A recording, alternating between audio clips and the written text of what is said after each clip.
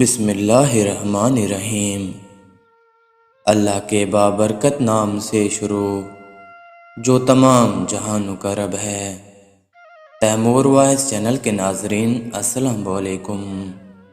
آج ہم واقعات کی دنیا میں جو واقعہ آپ کے سامنے پیش کرنے جا رہے ہیں وہ نماز برائیوں سے کیسے روکتی ہے۔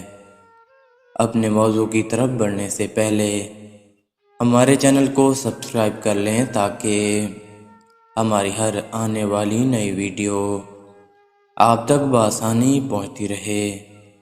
چلیں بڑھتے ہیں اپنے موضوع کی جانب۔ کسی زمانہ میں ایک چور تھا۔ وہ ایک بادشاہ کے محل میں چوری کرنے کے ارادے سے گیا۔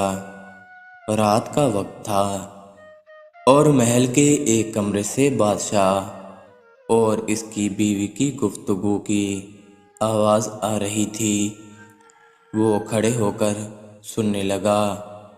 اگرچہ ایسا کرنا ناجائز ہے، حرام ہے، لیکن چور چوری ہی کرنے آیا تھا تو اسے سننے میں کیا چیز منع ہوتی۔ آخر کے وہ چور ہی تھا۔ تو اس نے سنا کہ بادشاہ اپنی بیوی سے کہہ رہا ہے اور اس کی بیوی اس کی ہاں میں ہاں ملا رہی ہے کہ میں اپنی بیٹی کی شادی ایسے آدمی سے کروں گا جو نہایت متقی اور پرہیزگار ہوگا، جو بہت بڑا اللہ والا ہوگا۔ میں میری بچی کی کسی اور سے شادی نہیں کروں گا۔ جب چور یہ باتیں سن رہا تھا تو اس کے دل میں آیا کہ کیوں نہ میں ہی کچھ ایسا بن کر دکھاؤں کہ میرے ہی ساتھ شہزادی کی شادی کر دی جائے۔ دل میں ایک حسرت پیدا ہو گئی۔ اب وہ چوری کو تو بھول گیا لیکن دھوکہ پر اتر آیا اور گھر میں جا کر بہت دیر سوچنے لگا کہ کس طرح میں اس بات میں کامیاب ہو سکتا ہوں۔ تو ایک تدبیر اس کی سمجھ میں آئی کہ بادشاہ کے محل کے قریب ایک مسجد ہے۔ اس مسجد میں جا کر بزرگانہ لباس پہن کر اور ان کی وضاقت اختیار کر کے وہاں دن رات عبادت میں مشغول ہو کر بیٹھ جاؤں تو شاید بادشاہ تک بات پہنچے گی کہ کوئی آدمی یہاں ایسا متقی اور پرہیزگار ہے جو دن رات اللہ تعالیٰ کی عبادت میں مصروف رہتا ہے۔ تو ہو سکتا ہے کہ بادشاہ کی نگاہ انتخاب میرے اوپر پڑ جائے اور میں چن لیا جاؤں اور شہزادی سے میری شادی ہو جائے۔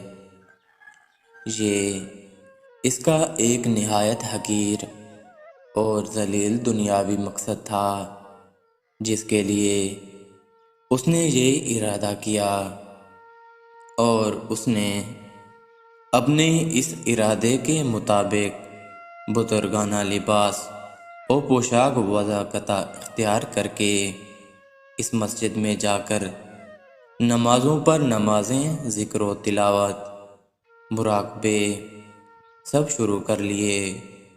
اب زمانہ چلتا رہا، لوگوں میں شہرت ہوتی گئی کہ کوئی اللہ کے بہت بڑے ولی یہاں آ گئے ہیں جو دن رات عبادت کرتے رہتے ہیں۔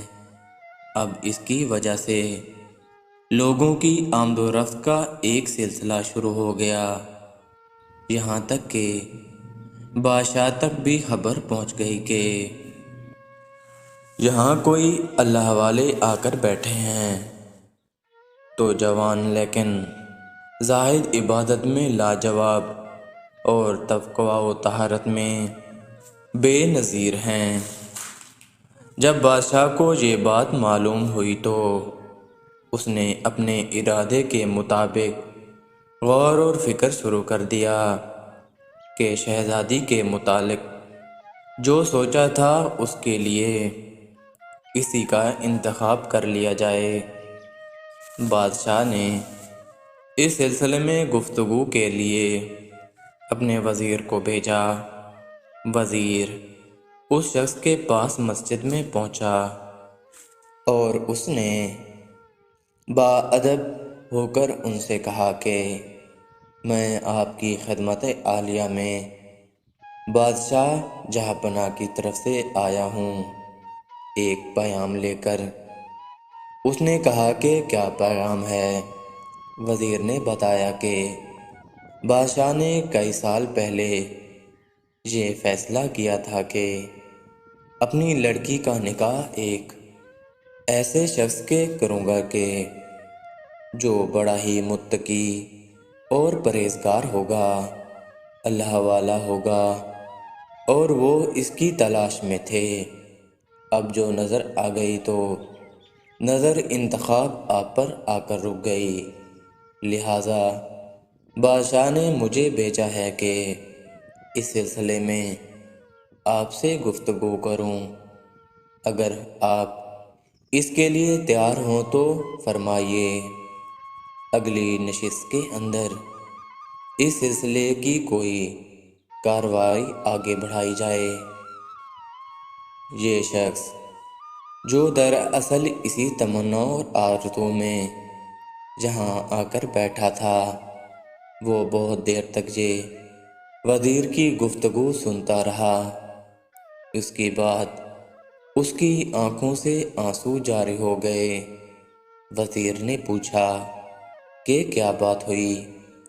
تو کہنے لگا کہ آج جو پیغام لے کر آپ آئے ہیں یہ پیغام مجھے منظور نہیں ہے۔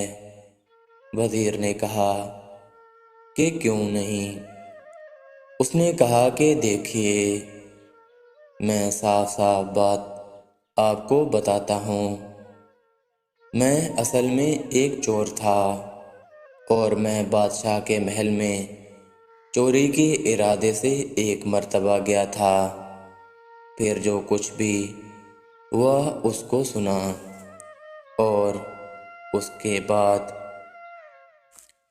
اس چور نے کہا کہ میں نے تو یہ وضع قطع اسی حرص کی وجہ سے اختیار کی تھی، لیکن جب میں یہاں آ کر بیٹھا تو خدا نے مجھے اپنا بنا لیا۔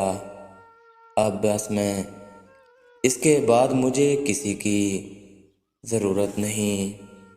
درس حیات: جب عبادت عبادت ہو جائے، نماز نماز ہو جائے اور ذکر ذکر ہو جائے اور ہماری دیگر عبادتیں واقعی عبادتیں ہو جائیں تو بے شک یہ نمازیں اور عبادتیں انسان کو برائیوں سے روکتی ہیں۔